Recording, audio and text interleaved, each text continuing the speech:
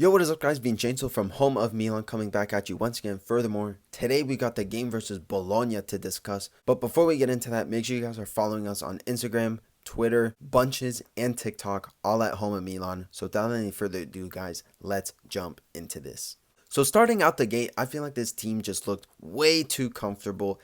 And we know this Bologna team can cause us a lot of trouble, as they have in not only the first game, but just in other teams that they've played. They've given us a lot of trouble. So in the first goal just tells us defensively how poor we are. In 29 minutes in, we concede one of the worst goals of the season, up there with that Udinese goal, and we just could not clear this ball for the life of us. So many deflections, so many rebounds, and it lands to the feet of Xerxes, and he puts it away for Bologna to get the 1-0. And from there, offensively, we just could not get anything going, and our offensive structure was just all over the place, and we were just creating gaps for ourselves. No one in the half spaces to receive the ball, and we resulted into that 5-0-5 formation that we saw a couple games ago. Just hopeful that our defenders could, hoof the ball up for our attackers to settle it and create a chance that way. And fortunately, we were given a lifeline as Milan were rewarded a penalty from a high boot foul from a Bologna defender on Simon Kjaer. And me personally, I don't think that this should have been a foul, nonetheless a penalty, just because Kjaer's head shouldn't be down there. And I'm going to give the benefit of the doubt for the defender, because how else is he supposed to clear the ball? But regardless, it's a penalty. And from that moment, Thiago Motta was sent off, so he was up into the stands for the rest of the game. And Giroud steps up, and his penalty is saved. So from there, we're back to square one, trying to, get something going. However, from there, I feel like Milan looks a lot more alive. We looked a lot more ambitious going forward. And fortunately, we were rewarded with an equalizer goal with a great ball from Calabria, and Loftus-Cheek does well to get in the right space to help the ball in to the goal. And that gives us 1-1 into halftime. And I was hopeful that Milan would be a lot more involved in the second half and just, create a lot better chances and be a lot more involved, and just everyone kind of just playing a lot more at a top level. And the second half was that it was just both teams, trying to get something going, trying to get, the lead. And it took us up until the 74th minute to get something going, where it's Leao creating a little bit of magic, where he takes the ball from half field, dribbles past a couple defenders, gets into the box, and he's actually hit in the face. And we're rewarded a penalty as Leao goes down. And this time, it's Teo Hernandez who steps up to take the penalty, and it hits the post. So once again, we're very wasteful. And 2 times, the referee gives us a lifeline to try to, get us the equalizer or get us the lead. And we waste our chance. We waste our chances, and we don't capitalize. And it comes to bite us in the end. And our penalty conversion rate this season is absolutely terrible. In the 8 penalties we've received this season, we've only scored 5. And that's a 62% conversion rate for our penalties, which is absolutely terrible. We should be scoring all of our penalties. Nonetheless, 5 out of 8, which is terrible. So, and especially if it's a time where we can get the lead and really, kill the game. And we've seen this time and time again where we drop points where it matters, especially when Juventus drop points against Empoli. This is our 4th time this season drawing 2-2. And it's most of the times where we've either been in the lead or we're in a great position to grab all 3 points. We squander our chances. Luckily, 10 minutes after this penalty miss, Milan grabbed the lead with a towering header from Loftus-Cheek, and he does well with a great ball from Florenzi. And I want to give a shout out to Leao, who gets that hockey assist, because we always praise, other players like Pulisic for getting these pre-assists. And Leao has been getting so much stick from the Milan fans, not being involved, not whatever.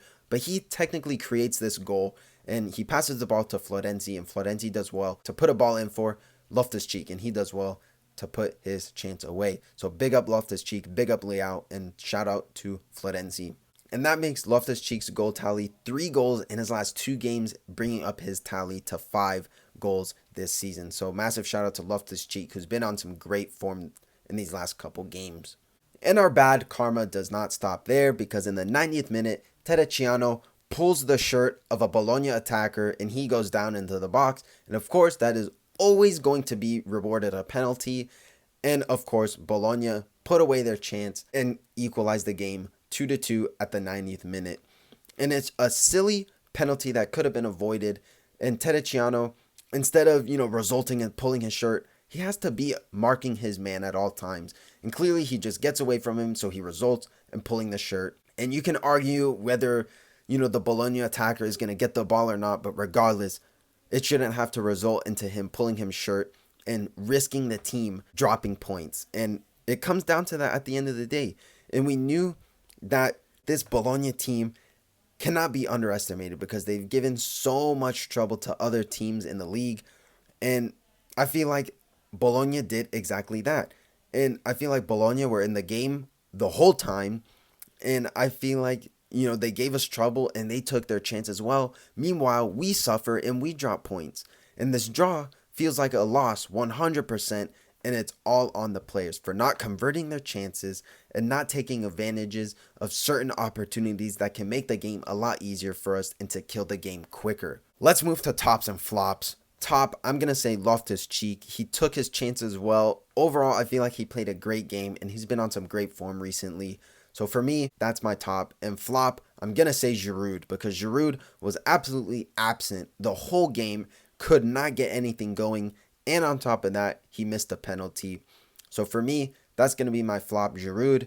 And my top is going to be Loftus-Cheek once again in back-to-back games. So going forward, our next game is against Frosinone. And on the bright side, we are still well and above the teams below us, maintaining that nice gap and having a great cushion up above those teams. And Frosinone, who are mid-table to be fair, again, this isn't a game that we should underestimate because we know that playing away isn't our best strong suit. So obviously Frosinone have a couple weapons that, they have. Obviously, Matthias Sule is one of them. I think Milan can grab this win despite us drawing against Bologna, who, for one, are a better team. But two, I feel like it was us being wasteful in front of goal. I feel like that's why we can win, is just because I feel like in this game we could take our chances a lot better.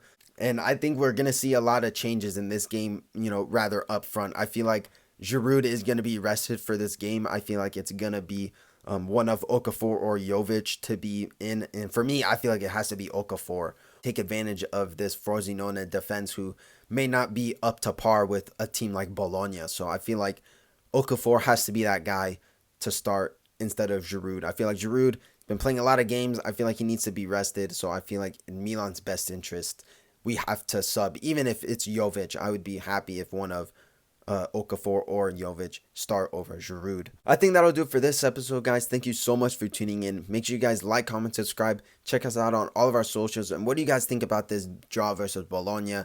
Do you think that the penalties were fairly given? What do you think about the chances missed? I want to know what you guys think in the comment section below. Make sure you guys like, comment, subscribe, and I'll see you guys in the next video. Ciao ragazzi.